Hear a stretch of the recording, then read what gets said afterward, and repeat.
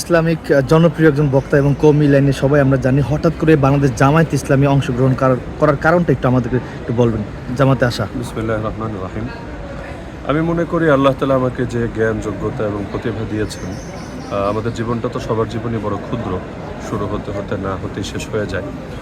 তো এই এক জীবনে নিষ্ফলা মাঠের কৃষক হয়ে তো লাভ নেই। এমন কোথাও কাজ করা দরকার যেটা সম্ভাবনাময় এবং যেখানে আগামী দিনে পুরো দেশকে নেতৃত্ব দেওয়ার মতো একটা অবস্থান আছে। আলহামদুলিল্লাহ আজকের এই পলিসি সামিটটাই তো সাক্ষী যে ইসলামপন্থীদের মধ্যে দেশকে নেতৃত্ব দেওয়ার মতো একটা যোগ্যতা আলহামদুলিল্লাহ বাংলাদেশ জামায়াত ইসলামী ইতিমধ্যে পদার্পণ করেছে। তো আমি মনে করি আল্লাহ আমাকে যতটুকু জ্ঞান এবং যোগ্যতা দান করেছেন, আমি যদি এই সংগঠনকে শক্তিশালী করি এবং আমার জ্ঞানকে এখানে কাজে লাগাই, ইনশাআল্লাহ বৃহৎ পরিসরে জাতিকে ভালো কিছু দেওয়া সম্ভব।